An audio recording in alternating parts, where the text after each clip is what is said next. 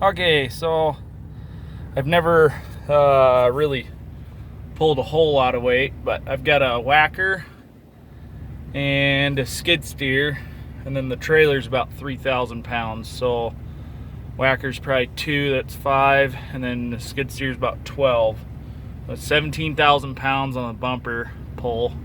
This is a 6.5 diesel.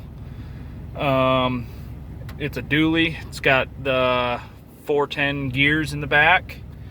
I've got an HX40 turbo, quad star tuning, S&B intake, Duramax fan conversion, and then like PMD relocate and whatever, but none of that really matters for this. I'll be in 2-wheel drive. I never really, when I bought this truck, there's no YouTube videos of people showing how their truck pulled, and so and like giving specs. So 17,000 pounds. There's a pretty good hill coming up. We'll take a look at that. So, and I'll try to keep this as good as possible so you can see the speedometer. We're just kind of cruising through the parking lot here. I don't want to rip my bumper off. It's a homemade hitch that I had to make because I've got had like some ag hitch on it that I just needed a Reese hitch style. So alrighty, so I'm pushing 25 pounds of boost max. So there's like 20 right there. And I mean, that's 30 miles an hour. It's working. The old 6.5 don't like that much weight, but you know what? I don't have that far to go, and I really just wondered what it was like. So we're gonna give it a try. And this is that hill, so that's why we're not going any faster than about 30. And we're pushing 20 pounds of boost. There, 22, 20, about 23 was the max on the boost. I don't have any forged internals or anything. Everybody's like, oh, run 15 PSI max.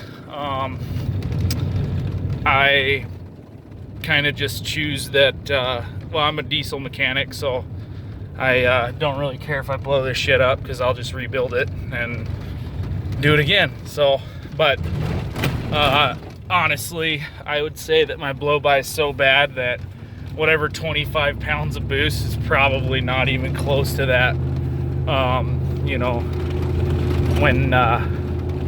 When you're up there, it blows by so bad. I think I did, it was probably 2,500 miles round trip. I wasn't pulling anything, and just over the Rocky Mountains and into Seattle and back. And it was probably a gallon low in 2,500 miles, and just my engine's just covered in oil. So if you don't want to risk blowing your truck up, maybe follow that 15 PSI. Honestly, I can't really feel a notice in power gain after the 15 PSI. Like, it just kind of all the same. So, but we're getting out here to the highway. The highway's 55. It's pretty flat, so we'll see what kind of acceleration we can get on the highway. Whoa. I'll let this motorcycle go by. All right. And I have a 6.7 Cummins that I normally pull with, but this is just kind of, I don't know, something to do, see what it's like. So, I mean, we're 45 miles an hour, and this is on the flat, 17,000 pounds on the trailer, 50 mile an hour. That's not bad, I mean, but then again, look at the pressure I'm pushing into my engine. So there's 25 right there. So I mean, like I said, my EGTs. I've got the S&B air intake. That helps so much. People don't really realize how much getting fresh air from outside your engine bay can really lower your exhaust gas temps. Yeah, I highly recommend, if you've got a cone filter or some bullshit on your turbo, pull that shit off, spend $300, get the S&B intake. It's worth the money to keep your engine, I think, probably 150 degrees cooler is what I've seen. So, and that's overdrive. I'm just cruising in overdrive, which you're not supposed to tow in overdrive, so I'll pop it in third. So, yeah, not bad. This is flat. It's not even working. Like 10 PSI. This motorcycle's going all slow.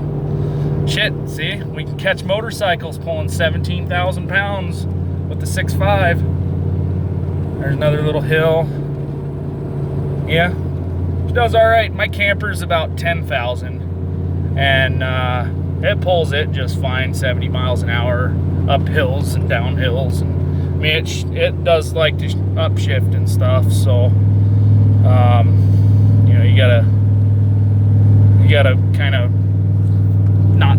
I don't want to fuck my transmission up by shifting a whole bunch when it's real hot. So, tranny temps are staying. Let's see, what is that? 180. Sorry, you can't really see these gauges. It's kind of stupid, but yeah.